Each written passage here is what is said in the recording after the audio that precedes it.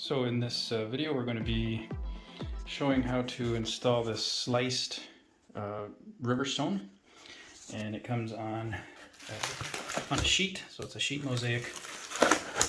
It's been sealed, so I sealed it last night, and I chose to use this product here, this Aqua Mix. You can get it on Amazon, possibly Lowe's or Home Depot, I'm not quite sure, but I've used this many times. It's a very, very good product. It's not a surface sealer, but it's a penetrating sealer. It will just give you a natural look. So it's not like a sheen. So these stones have already been sealed, as you can see, and basically they remained matte, like a natural finish. It's a water-based sealer, so it's eco-friendly, I believe. Very good product.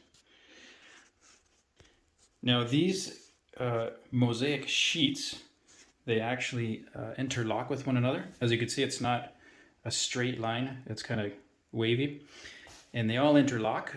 So when you pull it out of the box, just a suggestion is not to shuffle them or mix them around, because you're going to have a hard time trying to piece them back together so that they interlock in a proper way. And the whole purpose of that is that you don't end up seeing the squares when you're done. When everything is grouted, you don't want to see lines, but you want it to flow right through the entire shower floor, which is right here. Now, as you can see with the shower floor, the dry pack cement has been installed. It's all dry, ready to go. Some people refer to it as a sand mix. And I also installed this light gray quartz sill. So that's ready to go. And we're going to be using this adjustable drain. Now I get this from my flooring supplier, but I believe Home Depot and Lowe's sells something very similar. It's adjustable depending on the thickness of your tile. It just screws in and out, as you can see. I'm trying to do with one hand.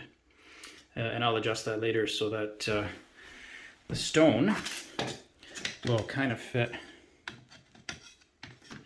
in there underneath, so that the grate and the stone remains flush. But I'll show you after how we adjust it and get that ready. Now personally, I like to dry set everything. So I will lay all my sheets down on the shower floor. I will do all my cuts around the drain. And once I have everything set in place, I will remove everything, spread all of my mortar evenly using this 1/4 by 1/4 trowel, which is very dirty right now. It needs to be cleaned. And then reset my stone and check to make sure everything is even and there's no stone sticking up. But I find that to be the easiest, just to make sure everything fits. Because if you spread your mortar first and then you start laying and something goes wrong, it gets really messy and you have to stop and clean up. So dry fit everything first. That would be my suggestion. So I'm just going to set up my camera on my tripod, and we'll start laying some stone.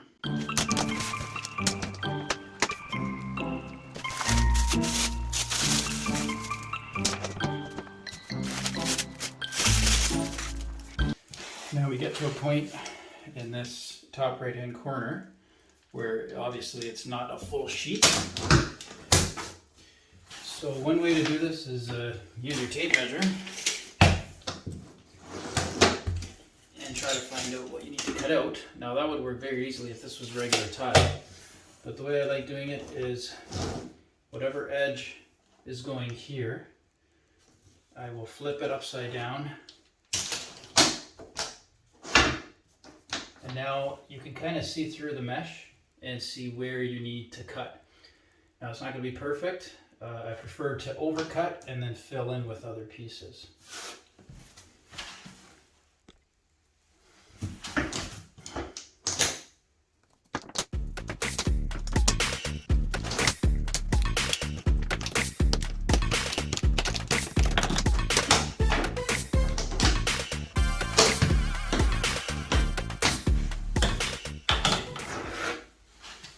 And now for the remaining pieces, you can simply peel off the stone from the mesh,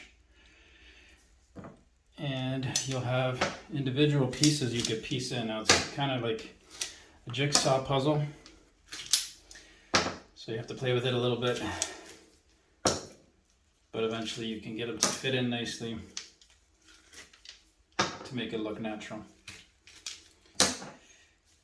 And then along the edges of the tile, I will take a piece and just cut a slice on my table saw, my wet saw I should say.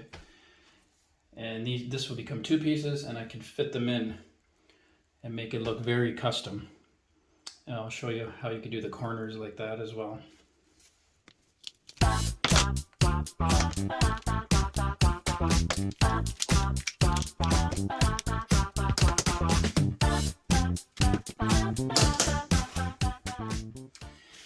So now we get to cutting around the drain, which is probably the trickiest part of this whole installation. Now, one thing you want to do first is set the height of your drain. So right now this is clearly too high because my stone is going underneath. You want it to be flush so that the water will drain into the grate. If the grate is above, obviously you're going to have a puddle of water there and the water won't drain properly. So simply twist this and adjust the height. And you also want to compensate for about 1/8 of an inch of mortar. Now I say 1/8 of an inch because if you use a 1/4 by 1/4 trowel, obviously you're going to get a 1/4 inch worth of mortar on the cement, but once you press the stone, it presses the mortar at the same time, and it actually becomes more of a 1/8 of an inch mortar bed instead of 1/4 inch, if you know what I mean.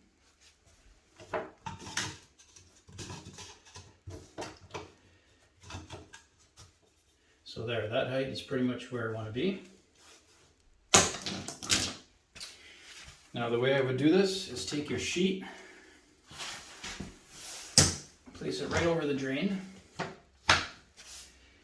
Now even though the drain is covered, you can still see through. Let me just get my camera so you could see this. You should still be able to see through, I don't know if you could see that through the metal, and be able to mark out where the drain is located.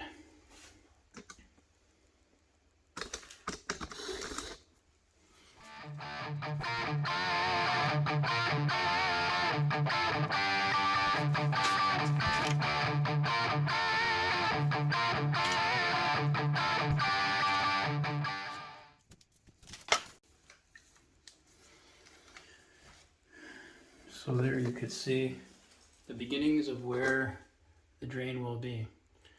Now use marker. In hindsight, probably a pencil is better because the marker probably won't come off if you don't end up cutting it off with the wet saw. So probably use a pencil, that's better. So now I'm going to cut it on the wet saw. Okay, so I've made the cut on the wet saw. Now I didn't show you how to do that in this video, but you can see how to use a wet saw in a couple of my other previous videos. So let's see how this fits.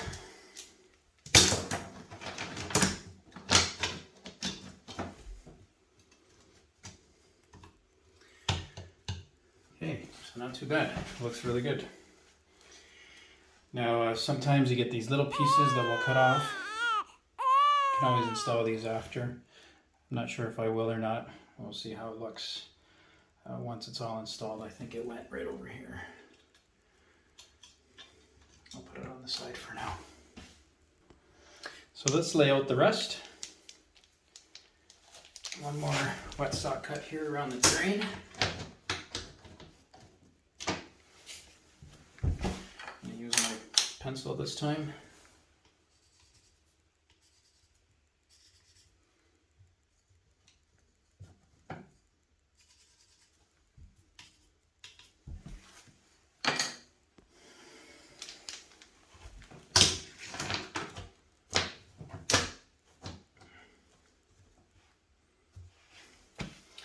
Okay, so the drain area is done. Now I've also cut some stones in half, like I was saying, that you can put against the wall. Gives it a finished look. So for example, I could do that here somewhere and then fill in the rest. I also cut one on a 90-degree angle for a corner, so that could go here. It just looks very custom, and like you took the time to do a nice job. Okay, so let's finish it up.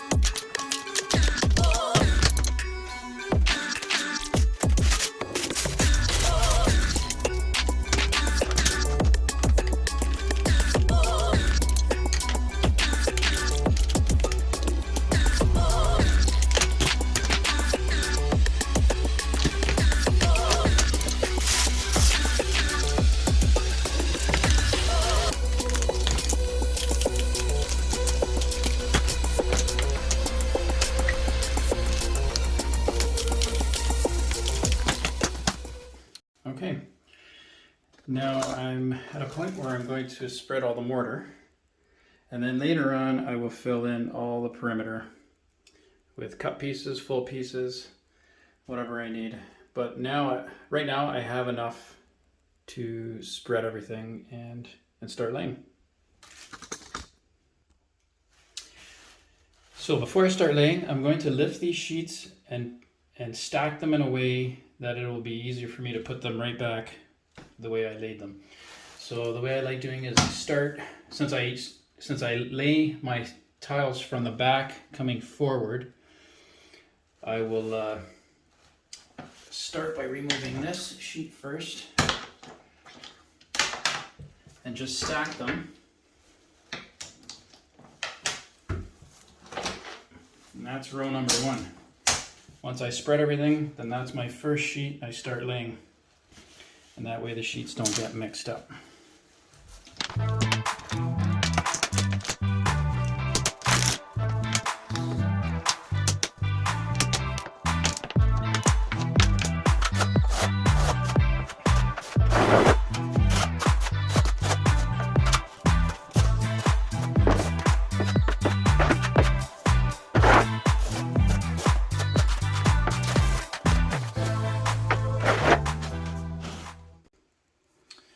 Okay, so the mortar is spread.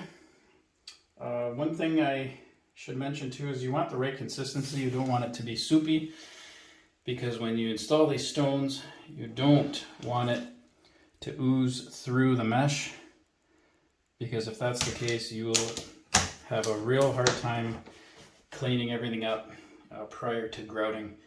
So you'll want to mix the mortar at the right consistency.